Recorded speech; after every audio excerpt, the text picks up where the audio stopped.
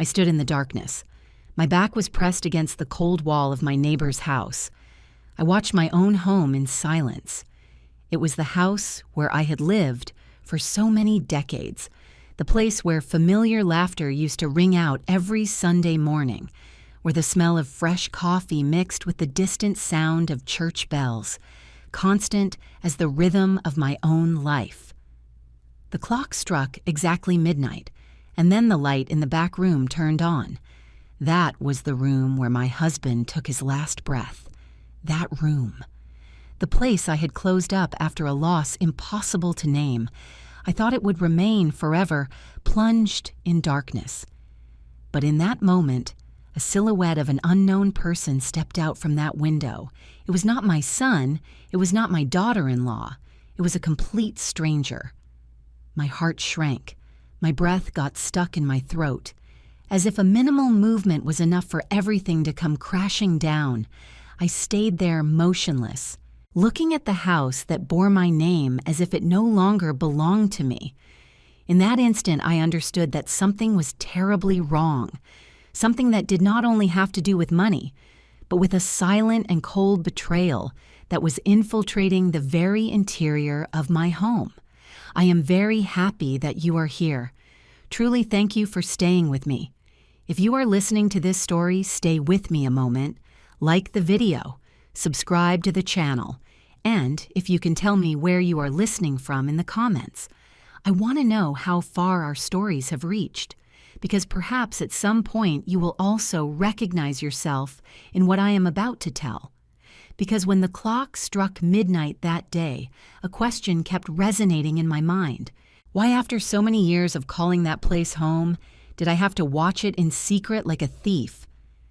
After that instant when I stepped out of the darkness and returned to the spare room where I was staying, images of the past began to emerge slowly inside me. Heavy. As if memory also needed time to come to light. I did not think immediately of that stranger, nor did I rush to put all the pieces together. The only thing occupying my mind was a question. At what moment did everything start to go wrong? I remember with total clarity the morning Michael and Linda brought their things to my house. That day, the sun was soft and the wind passed lightly between the rose bushes in front of the entrance. Michael was carrying an old suitcase and Linda came behind with several cardboard boxes. My son said with a sincere voice, "Mom being alone for so long is saddening. We are coming to live here so the house has life again." I smiled.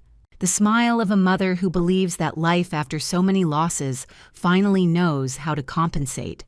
Since my husband passed away, this house had become strangely silent. Steps resonated with more clarity, and at mealtime only one chair was pulled out. That is why the presence of Michael and Linda felt like a new breath of life. The first months passed in calm. Linda got up earlier than me to boil water and prepare coffee. The aroma of cinnamon and sugar filled the kitchen. Michael fixed the wooden door that squeaked. He changed the light bulb on the patio with the same care as when he was a boy, and I stood behind him indicating every step. Every Sunday we went to church service together. I walked a little behind, seeing them move forward side by side, and I thought in silence, maybe this was the late reward of my life. But then that peace did not disappear all at once. It went cracking very slowly, almost without making noise. At first, they were details so small that I reproached myself for being too sensitive. Linda continued cooking, but she no longer asked me what I wanted to eat. Michael continued fixing things around the house, but he did it fast. He spoke little, as if he was in a hurry to finish something else. Dinners began to pass in silence. I would ask a question. Linda responded briefly. Michael lowered his gaze to his phone. His fingers slid fast across the screen and he put it away as soon as he noticed I was looking at him. There were moments when I entered the living room and the conversation between them stopped abruptly, as if someone had turned off an invisible switch. "What were you talking about?" I asked with a soft voice, without wanting to burden the atmosphere. Linda smiled, but that smile did not reach her eyes. "Oh, about anything, Mom." Michael did not look at me. He nodded as if confirming his wife's words and got up to get water. There was nothing concrete I could hold on to, only the sensation that I was walking one step slower than the rhythm of life inside my own house. Then came the nights. I had the habit of falling asleep early, but sometimes in that intermediate point between sleep and wakefulness, I heard whispers passing through the hallway. They were not loud or clear, barely enough to make me open my eyes. On one occasion, I left my room and the hallway was completely dark. The door to Michael and Linda's room was ajar, and the light turned off suddenly. I stayed there a moment, telling myself I had surely heard wrong. There are things that when one is not ready to face them, one always seeks to explain in any way. I repeated to myself that age made me imagine things, that children have their own life, matters they do not need to share, that not everything revolves around me. But the evasion started to become more evident. Linda no longer sat to chat with me in the kitchen like before. Michael arrived later using work as an excuse, and the room at the end of the hallway, the room where my husband took his last breath and that I later used to store things, suddenly remained always closed. One afternoon passing by there, I put my hand on the knob out of habit. It was locked. I stood motionless. Before that door had never been locked. "Why is this room locked?" I asked Linda while folding clean clothes. She looked up and responded too quickly. "Oh, there is a lot of humidity in there, Mom. We were afraid your things would start to get ruined." The answer sounded reasonable, but inside me, something adjusted slightly. I did not remember ever complaining about humidity, and much less did I remember asking them to take charge of that room. From that day, I started to pay more attention, not out of distrust, but because the habitual calm inside me had already been altered. Some nights, when the house was in silence, I heard very slight noises coming from the end of the hallway. Not enough to call them noise, but enough to make me sit up, listen with attention, and then lie back down. With my heart beating faster than normal, I continued with my routine as always. I kept going to church, watering the plants in the morning, preparing my coffee. But in the middle of those familiar tasks, I started to feel like someone watching from the outside. No one pushed me. No one said anything to my face. Simply in some way, I was no longer at the center of that house. There were nights when I sat alone in the kitchen watching the wall clock advance with its tick-tock. And I wondered, have I really gotten old? Is it that this silence is just the natural distance between generations? Or is something happening right in front of me, and I do not have enough courage to name it? I had no answers. But from that moment, I knew that the peace I had trusted was no longer intact. And although I still did not understand why, I began to feel clearly that in the house I called home, there were hidden things, and sooner or later they would force me to face them. After that night, I stopped passing by the end of the hallway with unconscious steps. A very light caution installed itself in me, not clear enough to call it fear, but strong enough to make me go slower when the lights of the house were turning off. I continued with my routine. I continued greeting Michael in the mornings. I continued asking Linda if we needed to buy anything for food, but inside I started to listen more, not to what they told me, but to the silences between their words. The back room remained closed. The dark wooden door that used to open with just a little push now remained immobile, like a boundary. Every time I passed in front of it, I had the sensation that it was watching me back, cold and distant. I told myself I should not overthink, that a closed door was not a big deal, but it was the silence around that door that unsettled me. In the following nights, the sounds became clearer. They were no longer vague whispers.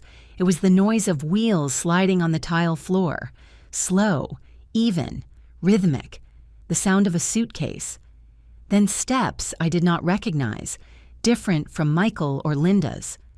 I stayed motionless in bed with my hand on my chest, counting my breathing, trying to distinguish if that was real or just an imagination exaggerated by the darkness.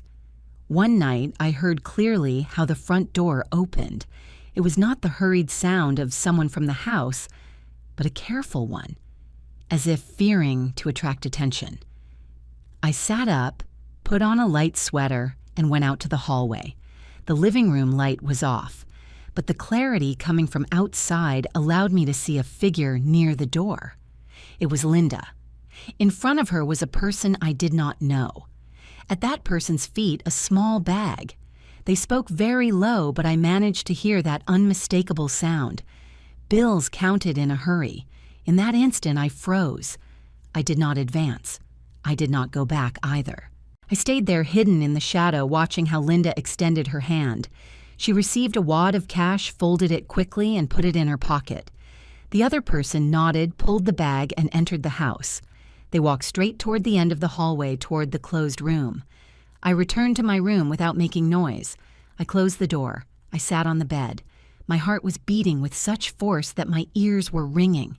In my head, questions collided with one another, disordered, chaotic. I wanted to believe I had misunderstood, that there was a simple, harmless explanation.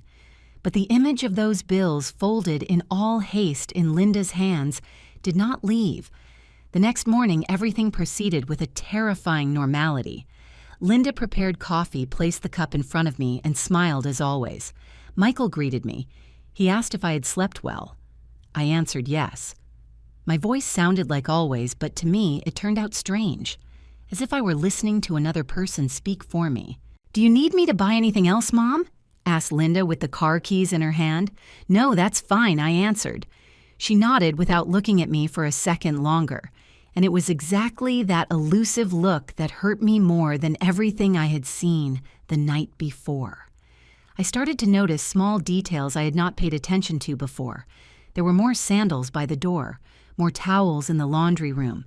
The trash can filled up faster, and when Michael and Linda thought I was already asleep, they spoke between themselves in low, hurried voices, like people who are calculating time. One afternoon, when neither of the two was home, I stayed a long time in front of the door at the end of the hallway. I put my hand on the knob. It was cold. I took out the key I had always used for so many years from my key ring. I put it in the lock. It did not go in. I tried to turn it carefully. It did not move. I took out the key and looked at it in my hand. An object so familiar had become useless suddenly. I tried one more time, this time with more force, as if pressure could change reality. But no, the lock was different, completely different. In that instant, I felt a very deep wound open inside me. It was not an explosion of anger, but the sensation of having been displaced, that they had snatched away my right to be in my own house. I leaned my back against the wall. I breathed deep, and then I reproached myself. Maybe I am exaggerating, I thought. Maybe Michael only wants to fix things so they are better. But then I remembered the wad of cash. I remembered the sound of the suitcase. I remembered the unknown shoes. Those pieces did not stay quiet. They arranged themselves in my head, forming an image that I did not want to look at head on. That night, when Michael returned home, I asked him very softly, as if it were just a passing doubt.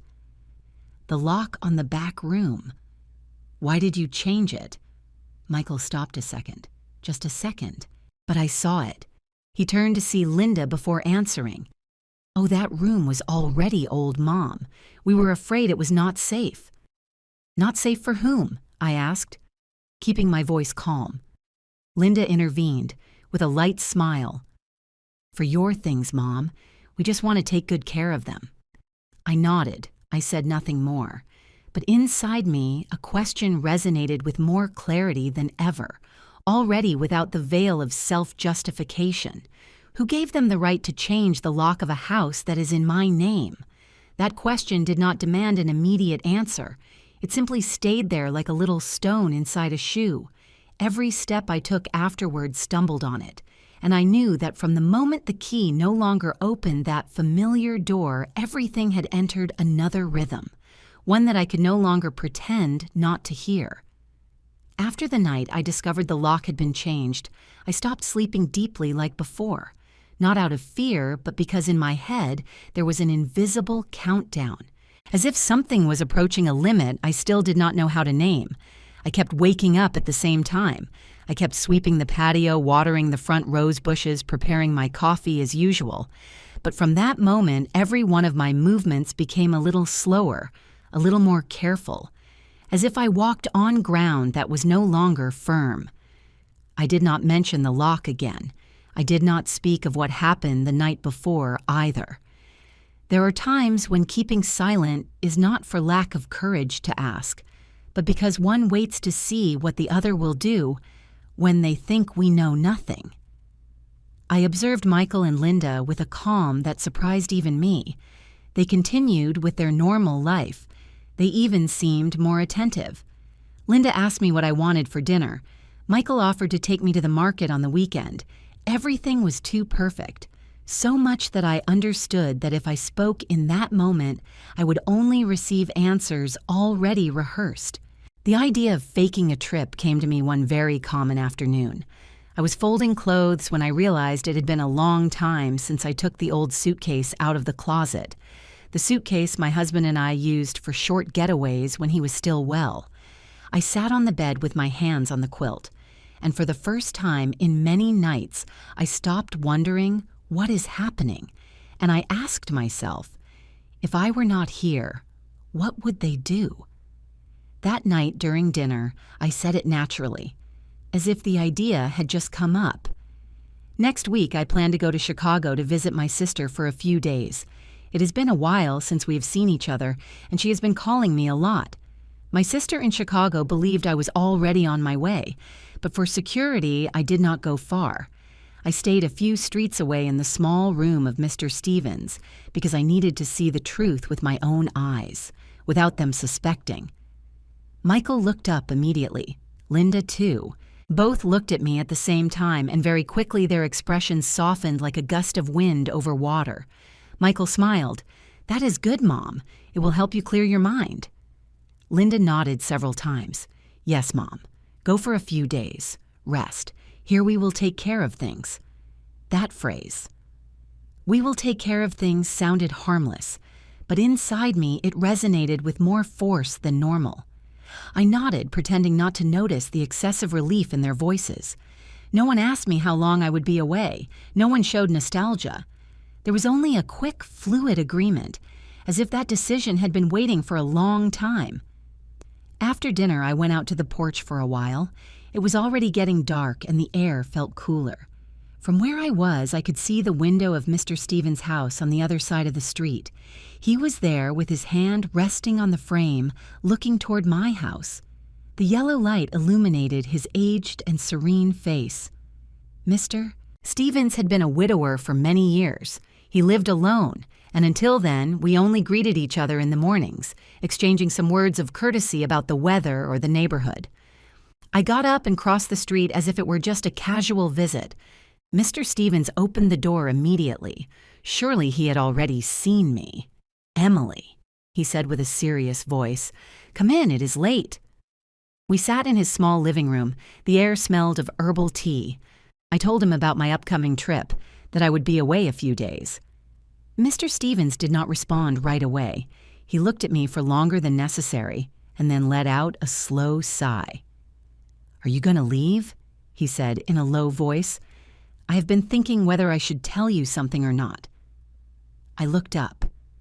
My heart started beating faster, but I did not interrupt him. Mr. Stevens left the cup on the table, interlacing his aged hands. "Lately in your house, a lot of unknown people enter and leave." I kept silent. At night, he continued. "They arrive late with suitcases. They leave very early. It has not been once nor twice." I felt my throat going dry. "Are you sure?" I asked, striving to keep calm. Mr. Stevens nodded. "I sit at that window every night. I cannot sleep early. I have seen it all. There are people who pay right there at the door. Your daughter-in-law is the one who opens. They do not talk much." In that small living room, nothing was heard but the tick-tock of the clock. I looked outside in the direction of my house. The house was still just like always, but Mr. Stevens' words seemed to draw a thin veil over what I had suspected for some time. "I did not want to worry you," he added. "That is why I kept silent. But if you are going far away, it was better that you knew." I nodded. I did not cry. I did not ask more, either. There are truths that, when they already have enough pieces, do not need to be repeated too many times. I thanked Mr. Stevens and got up to leave. The way back home was very short, but I walked slower than usual. Every step seemed to fall on a new question. When I opened the door, Michael and Linda were in the living room. They turned to see me. I smiled as if I had heard nothing. In my head, at that moment, there was only one thought, clear and cold, so cold it surprised me. If I was not there, they were going to continue, and only if I was not there could I see the whole truth. That night, lying in bed, I no longer asked myself if I was being distrustful or not. I just stayed looking at the ceiling, listening to the small sounds inside the known house. And I let the idea of faking a trip take shape little by little in my mind.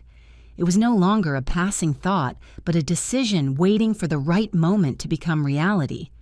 The first Friday I was not there, I sat in the small room on the second floor of Mr. Stevens' house. There was less light. Only a table lamp remained on with a faint yellow tone. From that window, I could clearly see the front gate of my house. It was not spying in a low sense.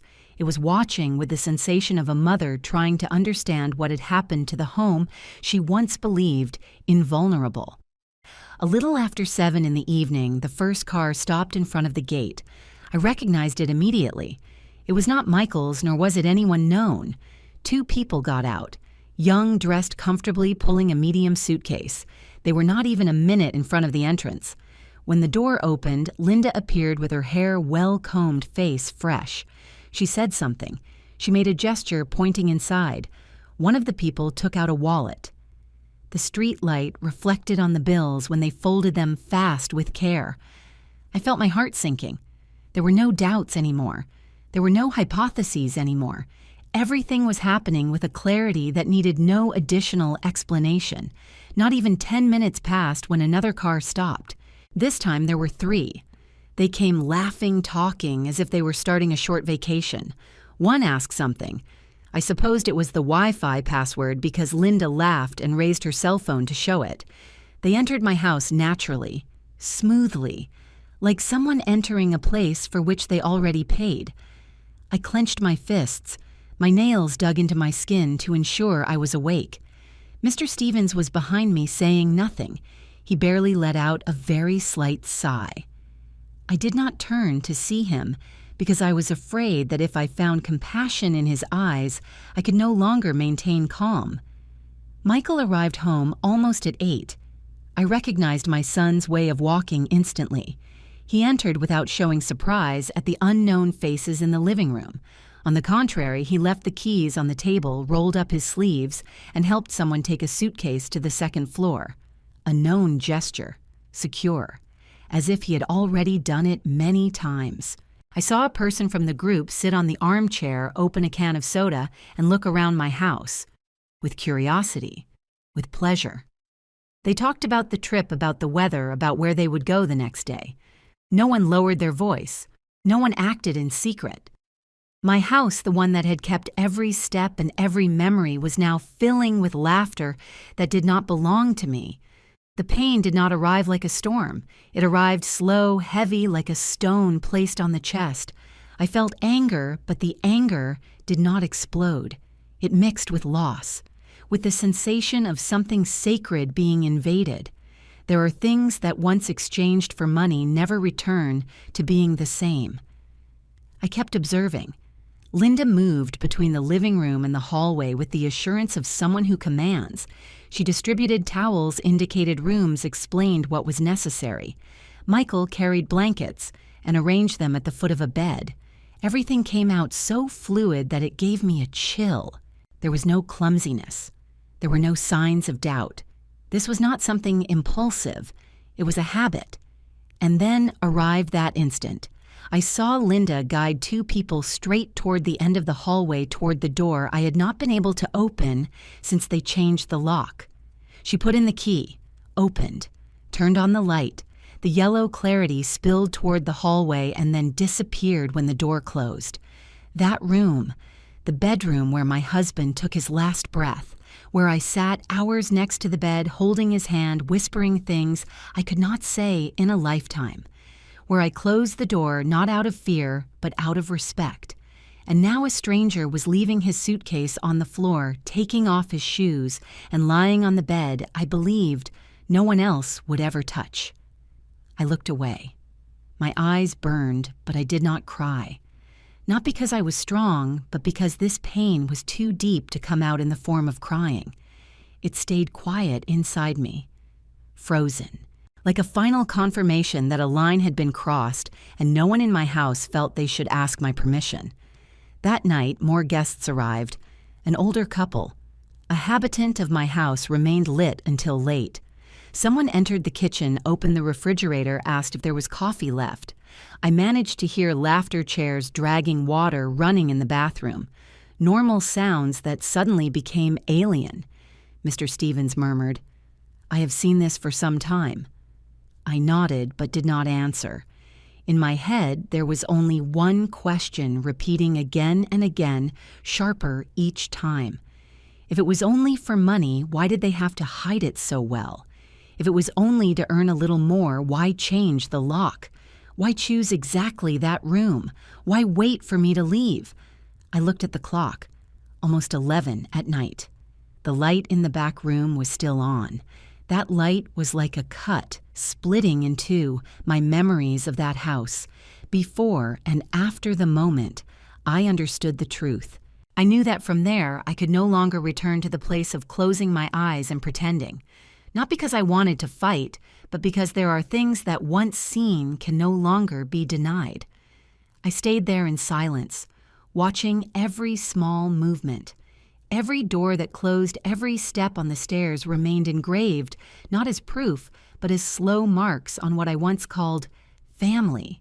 And in that silence, an idea began to form, still blurry but strong enough to make me understand that what I had just seen was only the surface of something deeper, more complicated, and more dangerous than I had imagined. After that night, I no longer had the courage to look straight toward the room at the end of the hallway. The yellow light leaking under the door pursued me, even when I closed my eyes. I left Mr. Stevens' house almost at dawn, returned to the temporary room where I was traveling. But in my head, everything had already stopped being an act. I understood that if I stayed only with what I saw from the window, I was going to remain trapped forever in doubt. And doubt, when it lengthens, makes a person weak. I could not allow myself to be weak. That whole day, I lived with a strange sensation. I cooked with Mr. Stevens, listened to him tell very old stories of the neighborhood, but my mind returned again and again to the back of my house, to the shed, a small construction of old brick where my husband kept his tools, where he sat to tighten screws and said that was his territory. Since he died, I almost did not enter there, not out of fear, but because everything inside still kept his smell, and I did not want to move anything. But now the idea of the shed did not leave my head. Mr. Stevens had said he almost never saw anyone enter there, and just that seemed strange to me. If they were already using the whole house for unknown people, why did the shed remain always closed? I knew there are truths that do not reveal themselves. You have to go look for them. At nightfall, when the sun leaned over the fence, I made a decision. It was not an impulse. It was a decision that arrived after a whole night without sleeping. I waited for Mr. Stevens to go out to buy some things. I took my old key, the key ring I had kept since the first day I arrived at that house. My hand trembled a little, but not for fear of being discovered. It trembled because I understood that the moment I put the key in that lock, everything I suspected would stop being suspicion. I went through the narrow alley in the back where the old wooden gate opened to the garden. That gate still opened with my key. At least there, I still had the right to enter. The garden was silent. The plants remained the same. There were no signs that anyone had moved anything. The shed was there discreet as if it had never seen anything bad. I opened the shed door. The hinges let out a dry squeak enough to make my heart jump, but then it calmed when I understood no one had heard it. Inside, it was dark with that known smell of old wood and rusted metal. I turned on the light. At first, everything seemed the same. The tool shelf, my husband's wooden table, several cardboard boxes already yellowed. And then I saw it. A metal box under the table. It was not a box I used. It was newer, cleaner, out of place in that space. I crouched and pulled it toward me. It was heavy more than I imagined. I opened the lid, money. Wads of bills tied and arranged with care, one after another. I did not need to count it. It was enough to see it to understand. My heart beat with force, not for the quantity, but for the question that came attached to that. Why did they keep money there? I left the box aside and looked deeper inside the shed, as if my sight could go through the walls. And then I saw a package of papers kept carefully in a plastic bag, hidden behind the money box. I took it. They were thick sheets, printed with clarity. It was not something written hastily. I read line by line, and each line was like a cold cut. Capacity evaluation, my name, full date, the signature of someone I did not know, dry words speaking of deterioration of the need for supervision. I had to sit down, my vision blurred, but my mind suddenly cleared in a strange way. This was not a small deception. This was a plan. I turned another page, a quote from a nursing home, a name that sounded sweet calm. Phrases about comprehensive care safety, suitable for people who can no longer decide for themselves. I read without feeling anything for a few seconds, and then a cold ran down my back. They had already chosen the place where they planned to take me. The next sheet was the one that forced me to grab the edge of the table with force, a power of attorney, total, for assets, for medical decisions, for my life. Only a signature was missing. My signature. I stayed sitting there a long time. I did not cry. I did not scream. My body seemed separated from what I felt. I heard my own heart slow and even. A deep fear rose like a wave, but it did not paralyze me. On the contrary, it tore me from all the doubts that had stopped me until then. Suddenly, everything fit. The money, the unknown people, the lock change, the room at the end of the hallway, and now the shed, the place where they believed I would never enter again. They had calculated it with care. They were not only taking money from the house, they were preparing the ground to turn me into someone who could no longer say no. I got up, took the papers, and returned them exactly to their place. I did not want to leave traces, not out of fear, but because I understood that from that instant, every step of mine had to be precise. I closed the money box and pushed it to where it was. I turned off the shed light and locked up as if I had never entered. When I went out to the garden, the afternoon had already gone completely. I breathed deep. The air continued being the usual neighborhood air. No one knew what I had just seen. No one heard how hard my heart was beating. I returned to the room where I was staying in Mr. Stevens' house. I sat on the bed and put my hands on my knees. That was when finally the emotions started to rise. Not like panic, but like a clear fear, with shape, with a name.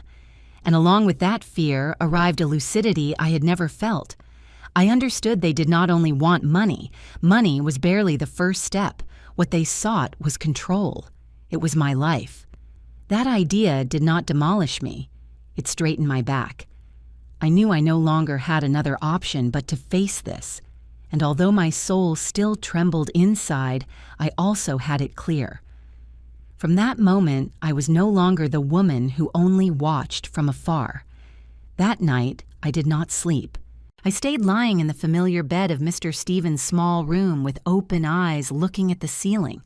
Everything I had seen in the shed repeated in my head without noise, without haste, image by image, as if someone wanted to force me to look well, so there would be no turning back. I understood that from now on, fear was no longer something blurry. It had form. It had papers. It had a signature. It had a plan. And for the same reason, it could also be faced. The next morning, when Mr. Stevens brought me a cup of hot tea, he looked at me a good while before asking, "Are you okay?" I nodded. It was not a gesture to calm him, but to calm myself. I did not tell him the details of what I had seen. I only told him it was more serious than I had imagined. Mr. Stevens did not ask more. He only left his hand on the table as if saying I was not alone, and left in silence. That silence of his, in that moment, was what I needed more than any advice. I knew I had to speak with another person, with someone who not only understood me, but understood the law. The name appeared in my mind with enormous clarity as if it had been waiting there forever. Sarah. We had known each other for years, since the children were small. Sarah was one of those people who speak little, listen much, and when they speak, they do it with precision. She was a family and estate lawyer, and more importantly, she understood how blood ties could become a dangerous weapon. I called Sarah at noon. Her voice sounded on the phone firm and serene as I remembered it. "Emily? It has been a long time since I heard from you. I did not beat around the bush. I told her I needed to see her immediately, that it was something related to the house and family. Only that." Sarah kept silence a second and responded, "I have a space this afternoon. Come to my office." We met in a lit office with the window open and a soft breeze moving some papers on the desk. I told Sarah everything. The lock changed the unknown people entering and leaving, and the shed. When I put the documents on the table, Sarah showed not much on her face. She read slowly, very slowly, sheet by sheet. I noticed she clenched her jaw a little. It was a minimal gesture, but enough for me to understand she already saw the level of danger. "This is not a common family problem," Sarah said finally. "This is a prepared plan." Then she explained to me step by step with a calm voice that those papers, if completed, would be enough to take away my right to decide, that keeping cash using the house to lodge unknown people were things that could be reviewed if an authority entered, and most importantly, that I should not panic or act in haste. "You cannot get out of this story," Sarah said, looking me in the face. "If you disappear for real, they will have the perfect pretext to accelerate everything." I understood instantly what she meant. I could not flee, nor could I face them head on in that moment. I had to stay in the role they believed was the safest for them. We talked for a long time. Sarah took notes. She drew a scheme. She asked every detail, even the smallest ones. In the end, she looked up. "We need two things at the same time. One, to protect you immediately legally. Two, that they continue believing you know nothing." I asked her what that meant. Sarah smiled barely, a smile that brought no relief. "It means you have to return home and act like the trusting, naive mom as always." That phrase forced me to breathe deep. Return home. Return to the place where I had seen the cruelest truth. But I did not argue. I knew it was the only way. If I wanted to recover control, I had to let them feel safe inside their own mistake.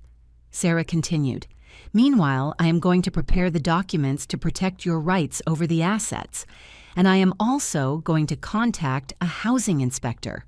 Without haste. We need an authority to see it as it is, without time to hide it." "At what moment?" I asked. "When everything is happening with greater clarity," she answered. "When they do not have time to hide it." When I left Sarah's office, it was already late. I stayed a good while sitting in the car with hands on the steering wheel watching people pass. I felt a very clear change inside me. It was not sudden courage. It was a cold lucidity. I no longer asked myself, why do they do it? That question was not going to keep me alive. What I needed was, what do I do now? That night, I returned to my house. I opened with my usual key and entered with the tired look of someone who has just returned from a trip. Michael and Linda turned to see me. I smiled, I hugged them. I asked them normal questions, the everyday kind. Linda appeared attentive. She asked if I was tired. Michael said they had taken very good care of the house while I was not there. I nodded. I thanked them. I sat in the living room listening to them tell unimportant things while my mind registered every look, every gesture. I noticed their relief, the relief of those who believe their plan continues advancing as it should. That night, already in bed, I looked at the usual ceiling. There were no suitcases rolling, there were no strange people, but I knew that was only the surface. Beneath that calm was a network functioning, and I was right in the center. I closed my eyes and got into my new role, a role that did not demand I lie with words, but with silence. And in that silence, I knew I had an advantage they did not even suspect. They believed I knew nothing, and that was going to decide what happened next. That night arrived slower than I imagined. The whole day passed with a strange rhythm. On the outside, calm, inside, tense as a wire. I did very common things. I cleaned the kitchen table. I watered the porch pots. I folded the tablecloth. But every movement was conscious, as if I were maintaining this house in the exact state they expected.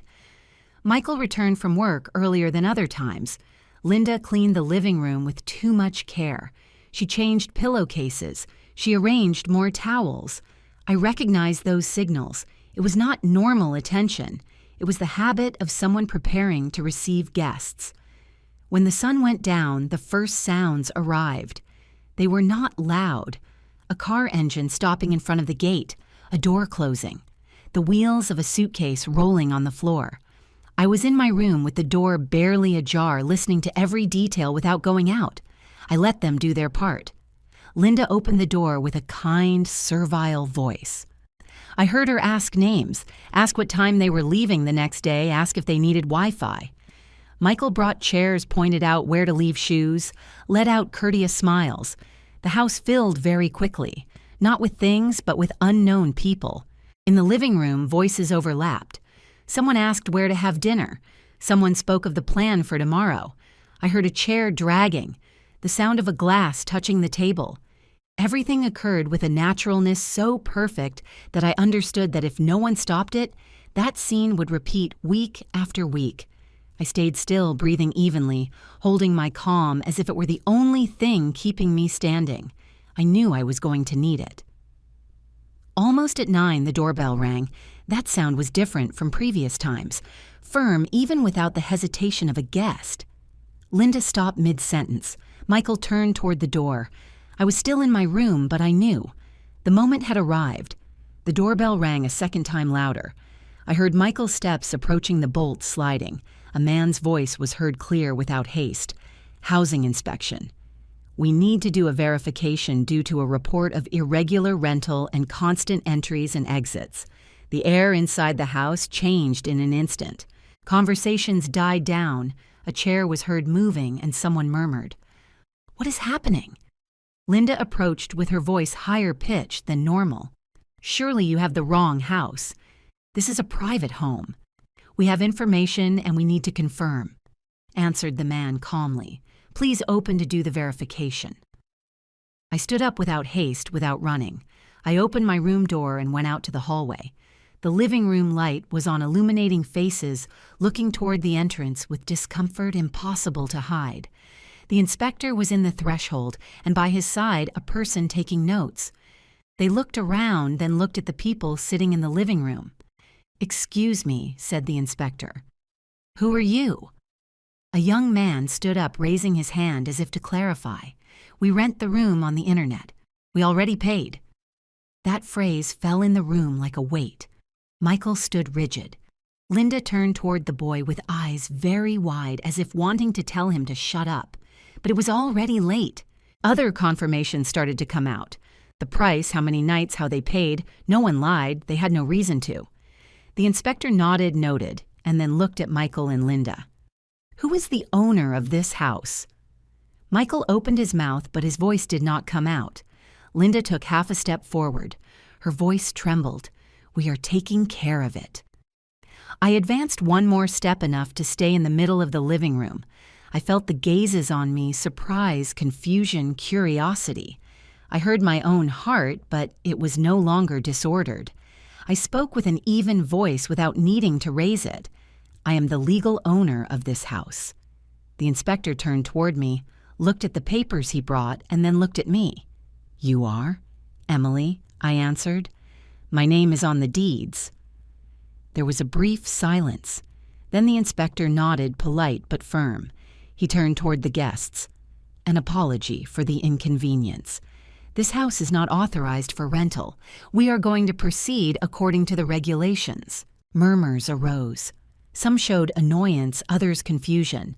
Others began to gather their things in silence.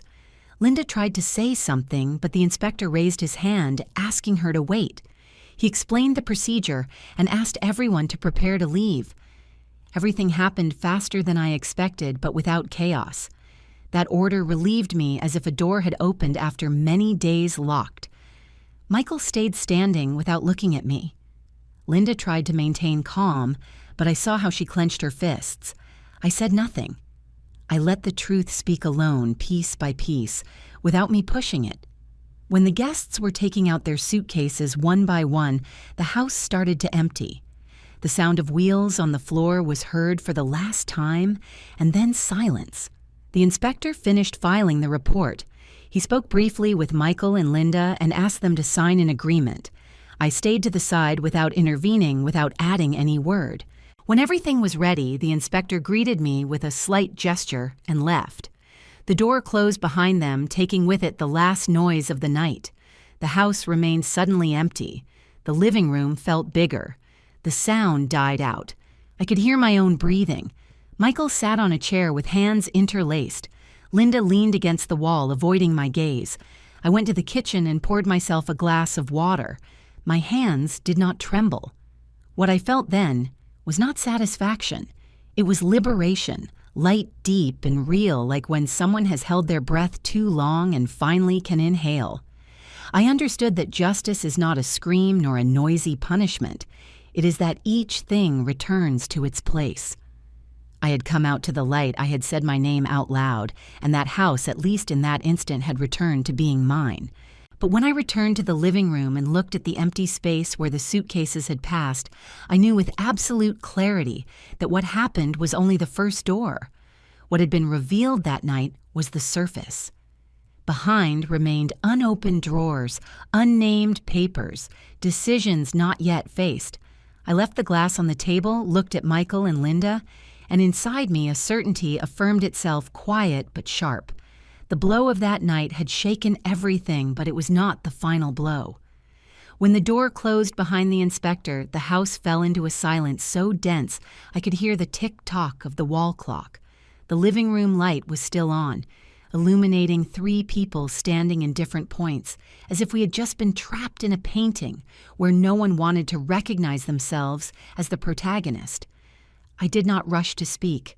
I let the silence do its work, forcing each one to look head-on at what had just happened. Michael was the first to break it. My son sat with hands interlaced and head low. When he spoke, his voice came out harsh, not from tiredness, but from the effort of not falling apart. "Mom," I can explain. I looked at him. I did not feel an explosion of anger, only that dense weight like a stone on the chest. "Speak," I answered with a calm that to myself turned out alien. Michael breathed deep. "I have debts more than I thought. Work is unstable, the credit cards accumulated. I was afraid to tell you. I was afraid to disappoint you. I listened to every word as if hearing a story rehearsed many times. He spoke of pressure, of numbers, of the fear of being judged. I did not interrupt him. I let him finish. When he fell silent, I asked, 'And for fear of disappointing me, you decided to hide it from me?' Michael looked up with reddened eyes. I thought it would be only for a time until it improved. It was then that Linda took a step forward. She straightened up, lifted her chin slightly, and her look hardened. I recognized that change. It was no longer the confusion of one who has been discovered, but the defense of one who is ready to argue. "You do not understand," Linda said with a firm voice. "A house so big, do you really use it all? We only take advantage of what is left over." I turned toward her. "Take advantage?" I repeated. "Is that the word you choose?" Linda shrugged. "It is practical." Everyone does it. Besides, she made a brief pause. You are no longer young. Sooner or later, you are going to need someone to administer for you. The phrase was not loud, but it pierced me with depth. I looked at Michael. He looked away, not because he agreed, but because he had kept silent too long to oppose now. I walked toward the little table by the window. From a drawer, I took out a thin folder. I did not shake it. I placed it on the table and opened it slowly, like someone unfolding a chess game with moves already thought out. You are talking about administration, I said, so let's speak with clarity. I took out the first sheet, legal capacity evaluation, my name, date, the signature of someone I do not know. I left it aside.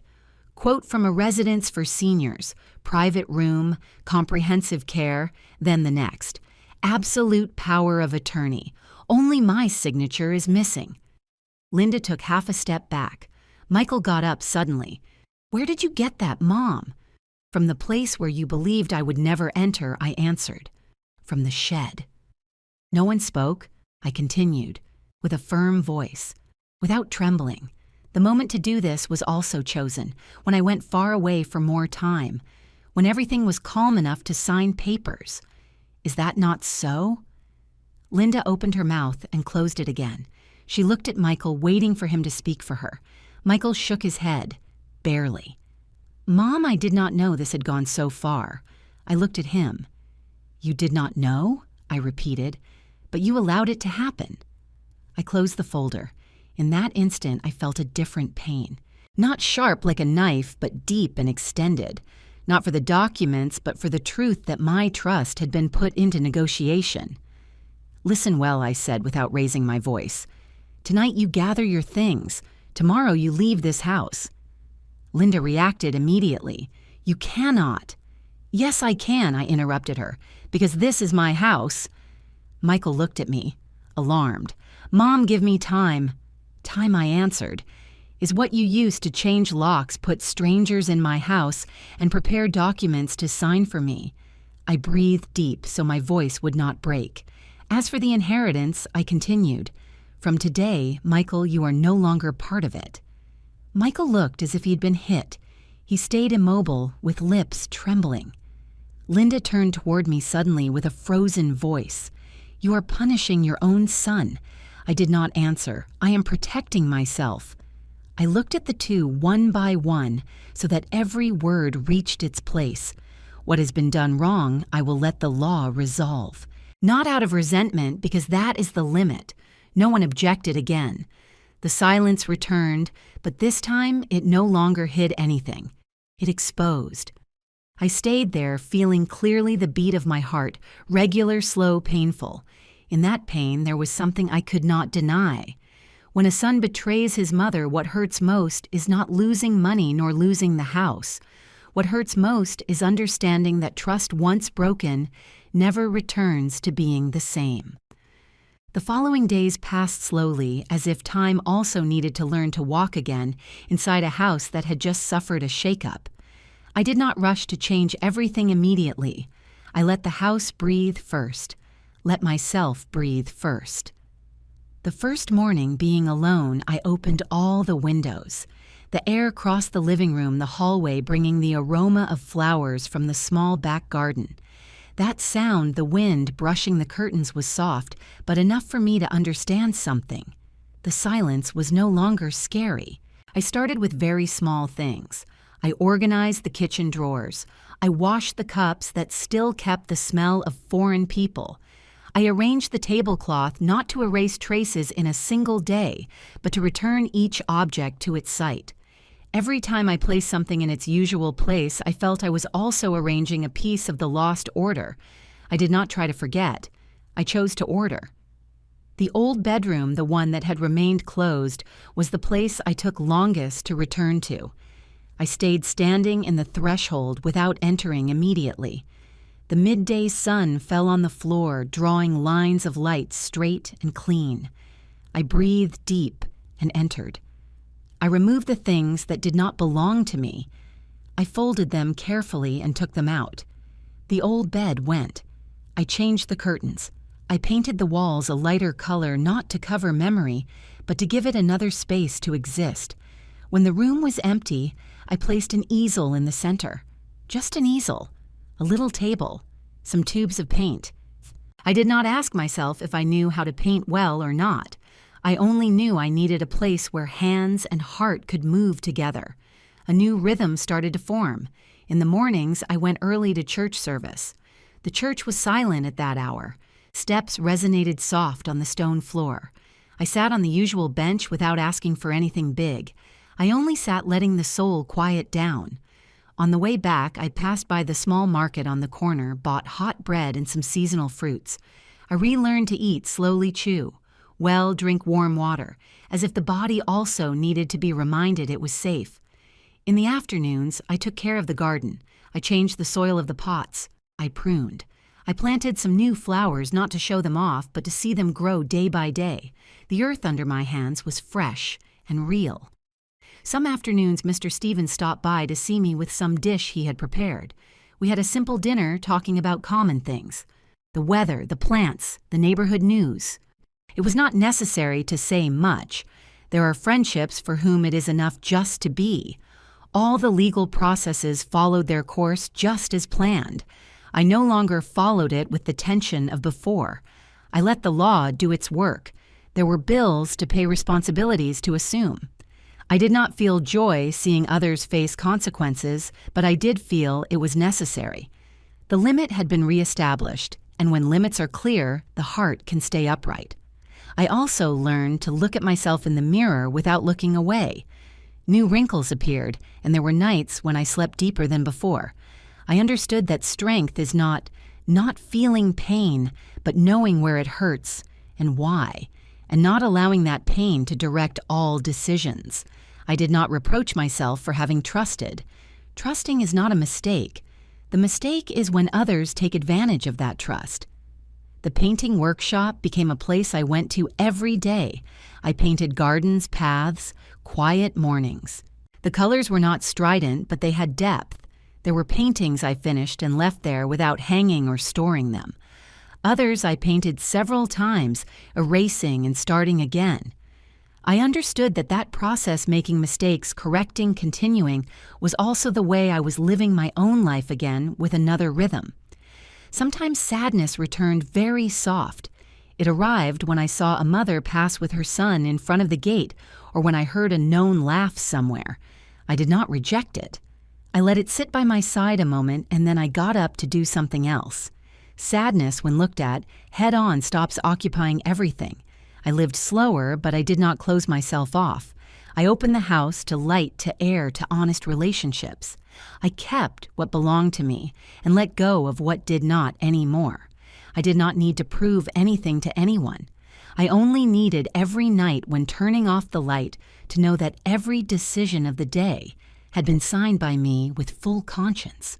There is something I understood with absolute clarity after everything. Whoever acts wrong must face the consequences, not to sate the anger of others, but so order is reestablished. We older women are not weak. We have only learned to keep silence longer, to observe better. Dignity and freedom are not things anyone can sign for us, neither with documents nor with sweet words that hide intentions. When I sit in the workshop and the sunset light enters through the window, I leave the brush and smile barely. I did not lose my family.